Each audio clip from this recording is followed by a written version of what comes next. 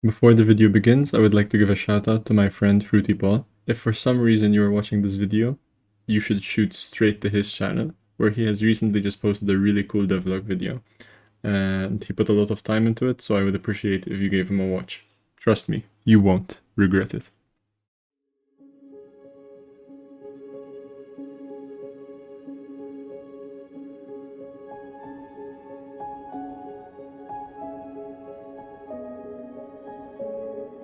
Eternal defender of the Shellwood Shrine. His pin and symbol show many marks of their use. He offered fair warning and challenge, a duel in the purest sense. I admire his honor and his skill.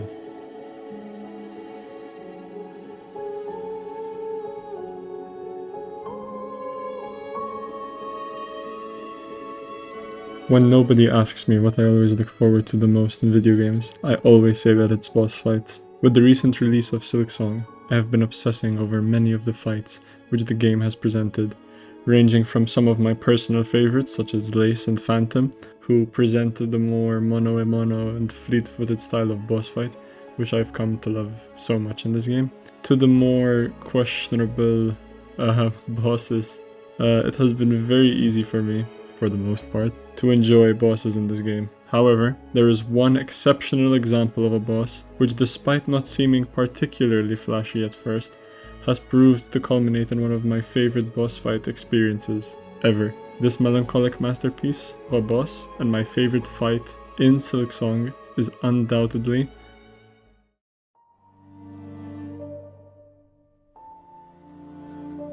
Shrine Guardian Seth.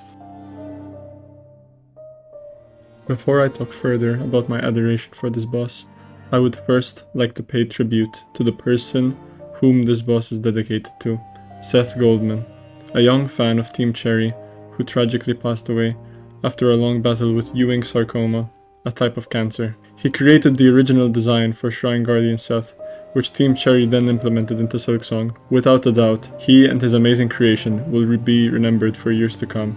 May he rest in peace.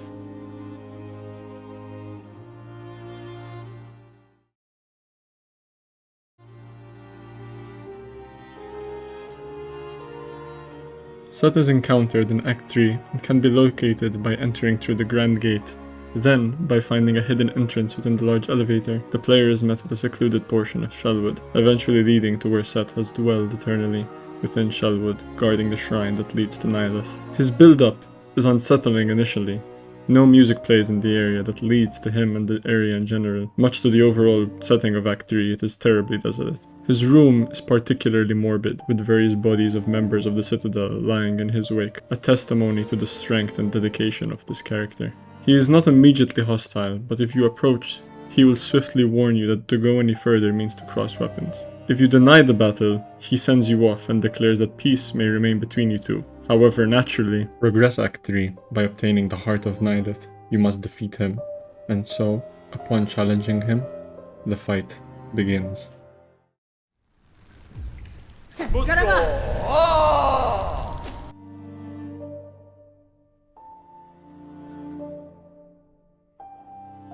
Let me iterate on how much they have upped the notch on the bosses of Silksong. This is not to say that Hollow Knight had bad boss fights by any means, but anyone who played that game knows that Team Cherry was able to cook perfect bosses with only like 3 moves in the move pool. Case in point, something like Mantis Lords, right? However, it is difficult to ignore the effort they put into the Silksong bosses' move pool this time around. Seth, for instance, has only about 5, well, I wouldn't say only, I think 5 main moves is quite a lot, some of which can even adjust depending on the player's position to Seth. The best example of this would be his backstep move, in which he makes himself slightly airborne before launching 3 pin swipes, which can also be 2 pin swipes, depending on if you end up behind him or on top of him, for instance, while he's performing the attack. Small adjustments like this from a boss fight make the fight feel a lot more alive, as it actually feels like your opponent is adapting to you, rather than just mildly throwing out attacks.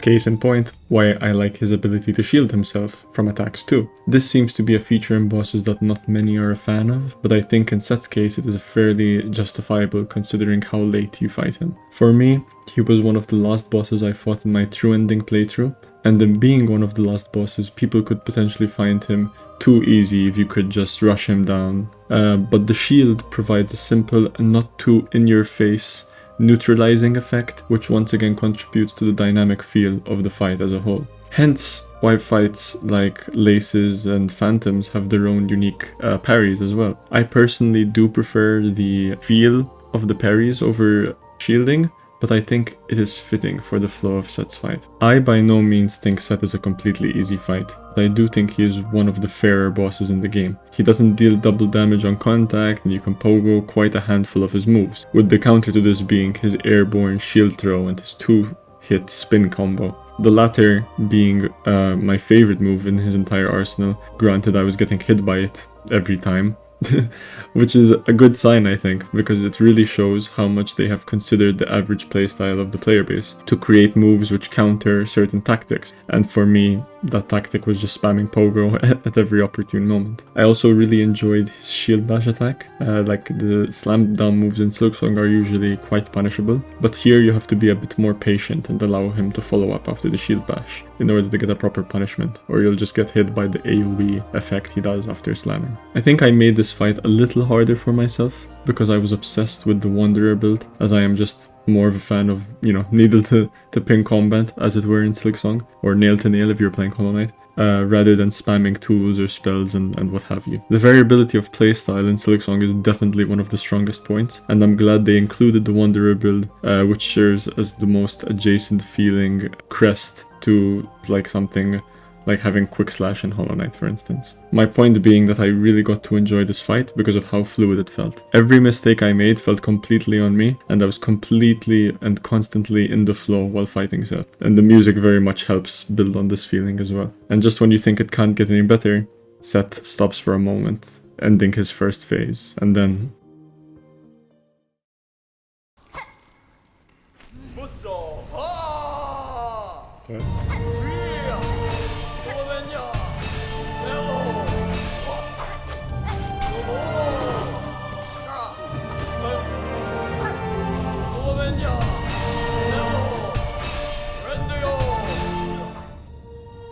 The second phase seemingly doesn't add much, but it feels so powerful. The already captivating track progresses into something more intense and triumphant. Both parties are now giving the fight all they have. He initiates with 3 shield bashes in a row, not adding a new move to his arsenal, but adapting an existing one. The onslaught creates this tense atmosphere, the attack being almost rhythmic and makes you feel like you're truly battling someone on par with your skill at this point in the game. Dodging each crash just gives me goosebumps. It's just so satisfying. I don't think he gets any faster in this phase, which is probably a good thing, considering how fast this boss already is. But funnily enough, just the adrenaline from the music and that leading attack probably made a lot of people feel as if the fight is actually speeding up. This fight sequence as a whole, with the transition from the first to the second phase, is really some of Team Cherry's best work. Every single aspect of this fight, from the music to the moveset to the atmosphere, blend into one another to construct this high-stakes battle between 2 warriors.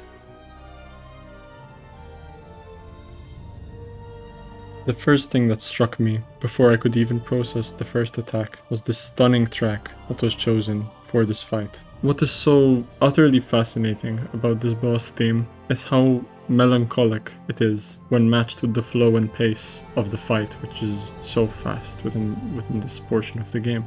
I previously mentioned Lace and Phantom, both fast-paced fights which are accompanied by tracks which match their speed. Here, Christopher Larkin, the genius that he is, opts to slow down this pace, and here's why I think this is. The track marks a point of great significance within the game. As we know, in Act 3, where everything begins to fall apart, so too the music begins to soften and soften.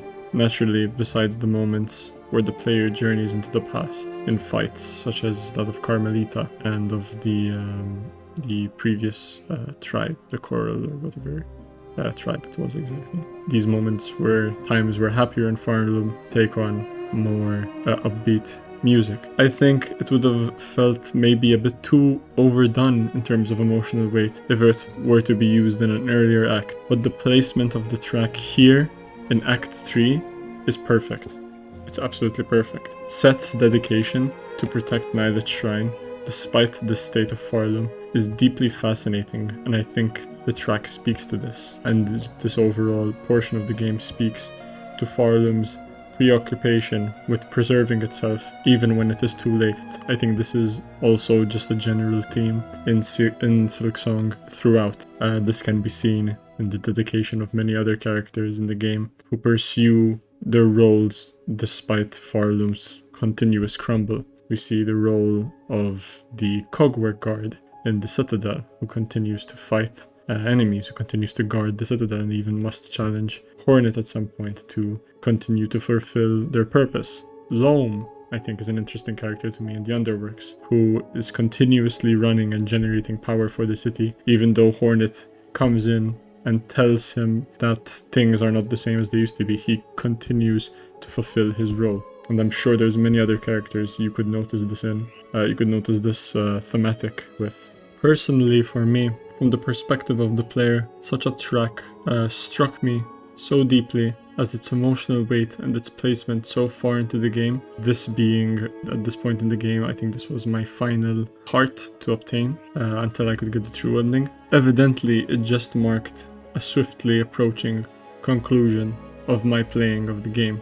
A game which I had anticipated for so many years, and having changed so much in the time that the game, so many things had changed in my actual life, that just hearing this track immediately made me feel that I was approaching some form of conclusion. Just in the first seconds of the fight, through me noticing the tone and the softness and the pace, the slow pace of this theme that was chosen for such a fast-paced boss fight, such a difficult boss fight, it was just perfect. And I think this is quite a rare trope, and it is used sparingly in the hopes to create a very powerful effect at once. If it were used more often, we'd be like, okay, it's another depressing theme. But no, a lot of the themes in Silksong are quite energetic, albeit maybe some of the area themes, such as Bilewater, also choose to soften up the theme.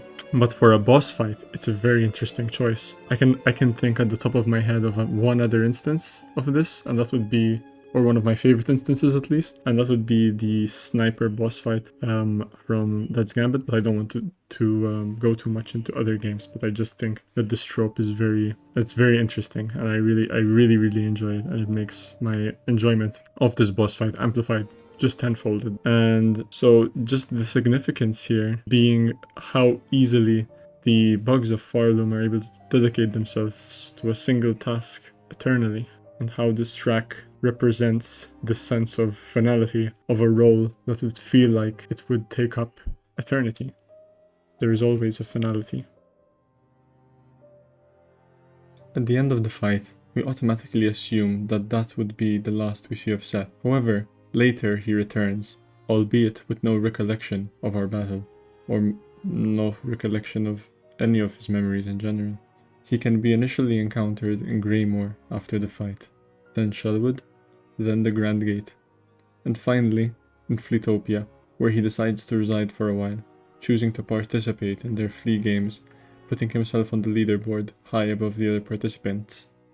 Except me, even though his memories are gone, he doesn't seem too disturbed about it, rather treating it as a rebirth of sorts. He roams around with great curiosity to the world around him, still able to utilize the skills he possessed previously. He now has escaped his eternal role as a guard, and is able to roam Farloom freely.